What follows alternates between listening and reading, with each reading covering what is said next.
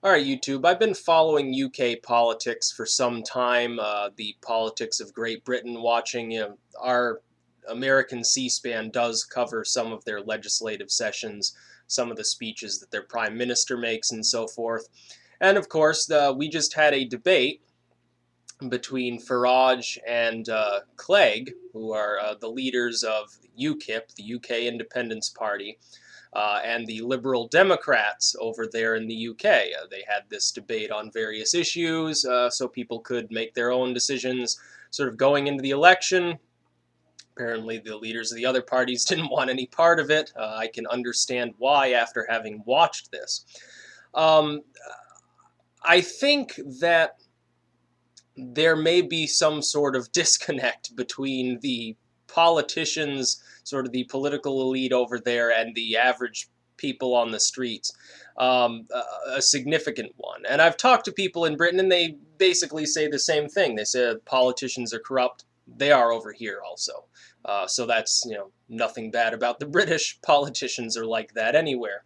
But they seem to be corrupt in a slightly different way, in that it seems that this election seems to be pitting essentially UKIP and its belief that the Eurozone shouldn't be legislating these various European states to the level that it is, and that they should leave the EU, or at least I would assume drastically reform the way it operates. And everyone else that seems to be all on board with the idea that the EU is a great idea. Now, the EU, when it was originally envisioned and included fewer countries, was quite a good power. It included primarily these first world countries that were trading with one another and working together. Farage points this out. At that time, it worked fairly well. Then you get these other less advanced, not culturally advanced, but economically advanced countries with different economic systems, with different economic ideas joining this union, and it becomes a problem. And we've even seen this problem. I'll draw a comparison here in the United States. There are continual problems in this country from an economic standpoint, in that some states are more developed. Their economies are all over the place. You've got parts of the Midwest, they rely almost entirely on agriculture. You've got places in certain areas of the coast that rely heavily on trade and on industry. The Midwest is a great example. Detroit, Chicago, these cities are going broke because the trade dried up. That's the only reason they exist in the first place. Trade through the Great Lakes, through the Hudson, to Canada. It was a centralized location that made sense to ship parts and goods all over the United States because it's right in the center. It made movement more easy. Certainly ship is better than rail for that distance for some of those goods, and that's drying up. So we have the same problem in the United States that's being a problem in the EU, that you have these different areas. They have totally different economies based on totally different goods. They have different religious ideas. They have different cultural ideas. Until the EU and the Euro, they had different currencies. Everything's different about these countries. What you have is a net loss to some of these larger, more powerful EU nations, the UK and Germany especially, Norway and Sweden and France and sort of Belgium and Holland, these areas, the Netherlands to a lesser extent. You have money being siphoned out of them largely to some of these developing countries and these less developed but still first world nations like Spain, Greece, Italy, and so forth. The EU is causing problems, and I'm not surprised. Even if you look at it from the perspective of sort of the, I guess, the liberal Democrats, Europe is sort of a solid force now. It's politically intertwined, and this is almost a succession if the UK leaves the EU. But from the perspective of the citizens of the UK, they're losing out. I'm not surprised that UKIP is rising to dominance when it is, when you have problems with immigrants coming in and siphoning welfare. You have problems with they're losing investment opportunities. You have problems with criminal proceedings. You have problems with language. You have problems with everything. So even if the EU is to be considered largely a good arrangement, you can still understand why the actual citizens of these more advanced, more developed nations, more industrialized nations would look askance to this plan. The entire time, someone pointed this out in a comment that several things that Clegg said were out and out untrue. His claim that only 7% of the laws that are applied to business in the UK are actually made on an EU basis, the rest are crafted by the UK itself, which is wrong. And someone cited the actual EU Commission as being the one that said it was between 75 and 80%. Farage essentially got that. I believe he said 72, so he's not far off from the actual number, certainly closer than Clegg was. And a poll before the debate stated that something like 82% of people expected Farage to win. A poll conducted afterward showed that, yes, a majority of people thought Farage had won the debate. I thought he did too. I watched it live. The reason why I think this, beyond simply the facts, is that even from an American perspective, the EU appears to have largely failed. Partially because of the difference in these economies, partially because when you do, and we have, again, the same problem in the United States, when you have large bureaucratic groups governing these formerly completely independent regions, you're going to have two problems. Number one, they may act irrespective to the wants and needs of those individual states. And number two, things begin to break down as that regulation becomes stiffer and stiffer. We have the exact same problem in the United States, because our federal government over here has become prohibitively large and regulations have become prohibitively heavy for many businesses in this country. It has squished out parts of our economy. We've seen it happen. As opposed to letting the states largely run things, which works generally better. The idea of here's what should be done. It should take on, in both cases, whether it's the US or EU, it should take on the form of allowing businesses in these advanced countries to invest in infrastructure, in jobs creation, and so forth in the less fortunate nations. By this symbiotic relationship, you're creating jobs, you're driving up wages, you're modernizing some of these less advanced states, and yet you are still, in essence, creating a net gain in that parent country, that more advanced country. The same should be done here in the United States, by the way. The federal government should primarily limit itself beyond simply, obviously, providing for a military, providing for things like that, and providing regulation. Should stick to creating infrastructure, maintaining infrastructure, and maintaining the stability of the state, rather than making all of these ridiculous legislations and regulations that do nothing. Whether it's in regards to business, whether it's in regards to a person's personal life. For instance, we've got the drug war. It's failed. Well, there are similar drug laws in parts of Europe. They have failed also. You've got continued attempts at gun control. By the way, UKIP has largely put itself against the handgun ban in Britain. Bravo for them, to them for doing so, because, again, violent crime, gun crime dropped like a rock. Violent crime rose after they implemented that ban. Just as violent crime here in the United States began to rise when Bill Clinton endorsed an assault rifle ban. It rose because the criminals no longer had to deal with their prey being more weaponized than they were in many cases, because most gangs use handguns, or they use blunt instruments or knives. They're not going to walk into your home with a minigun. It's just not going to happen. And they'll have access to even those weapons if they truly wanted them, regardless of the laws, because those weapons happen to exist. And there are still gun crimes, by the way, in Europe, even in places where guns are illegal. I don't think most of the parties in the UK seem to understand this. From an American perspective, UKIP appears to be a more or less centrist party, which doesn't seem to lean very far in either direction, left or right. It leans, I guess, vaguely right on certain issues and vaguely left on others. The Liberal Democrats, by comparison, by what this individual was saying, appear to be more akin to what we would have in Bernie Sanders or somebody like that. Now, I like Sanders. I don't agree with a lot of his issues. I agree with him on some. But even then, there's a difference in that the other UK parties, which I've studied myself and looked at what they actually say and do, appear to be very authoritarian. They seem to think that the citizens of the UK don't know how to run their own lives and need everything dictated to them on a constant basis.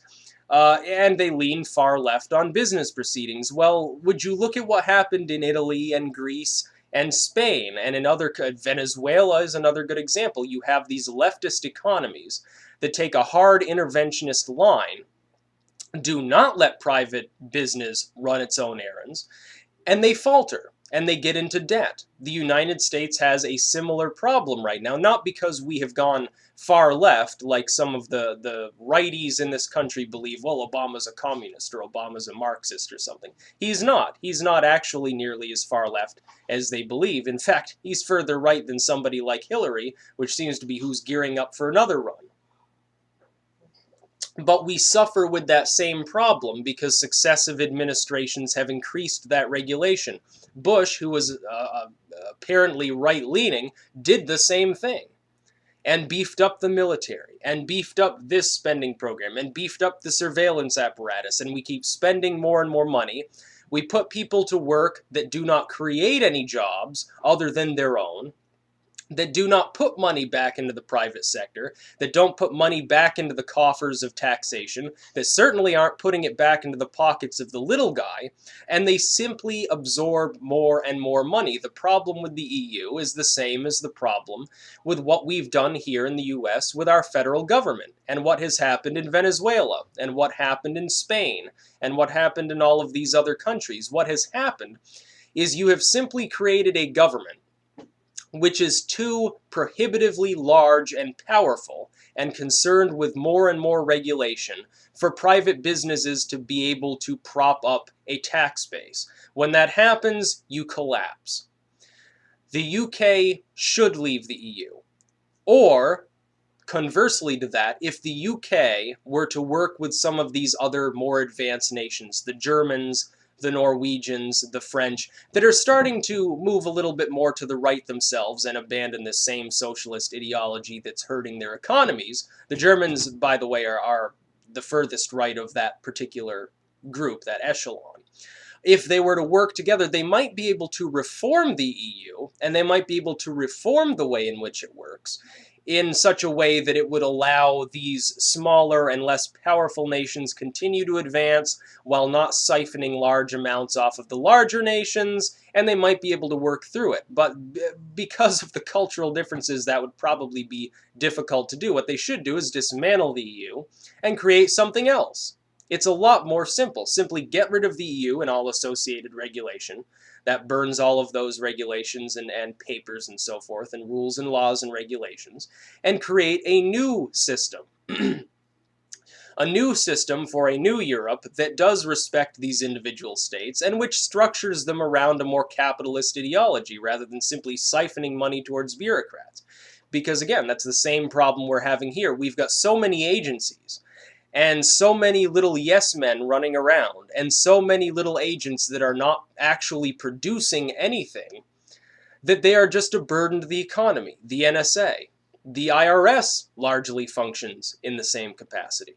You've got all of these different groups, none of which are really building anything into the economy. They're simply taking from it.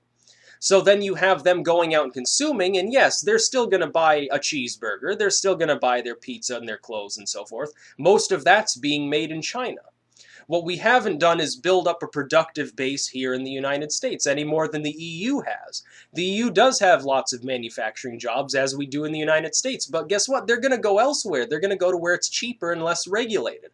Farage is correct on that basis.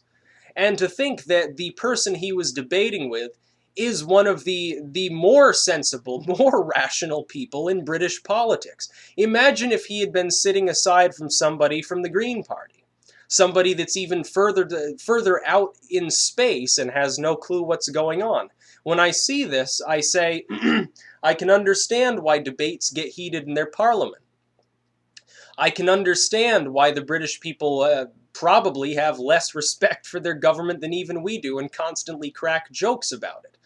Because you look at these parties and you say most of them, they don't seem to have a clue what's going on. They're not living in the real world. I think the same thing, by the way, about both of the major parties in the United States. UKIP seems to be at least marginally a breath of... I don't think they go far enough. I will say the one thing Farage said that was slightly concerning. If I were a British citizen, this would be the one sticking point for me, is that he shied away from the question on gay marriage, because I happen to support gay marriage completely. And I side with the left on that particular issue. I have no problem with gays getting married. I do think Farage, however, there is a gem of truth in what he then said, which is under the EU policies, churches within England would be forced to perform gay marriages even if it was against their ethics. As someone who lives in the United States with a view of separation between the church and state, that would be uncomfortable for me. And it would be equally uncomfortable to go to the other side and say no gay marriage for anyone. It should be. People should be able to get gay state marriages, and churches should be able to function as normal.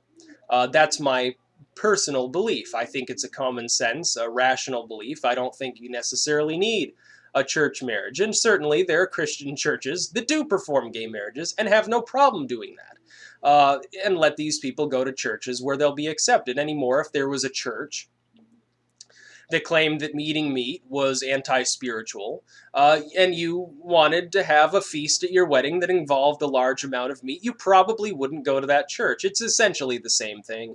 There will be some who will probably point that out and say that's a mixed metaphor or something.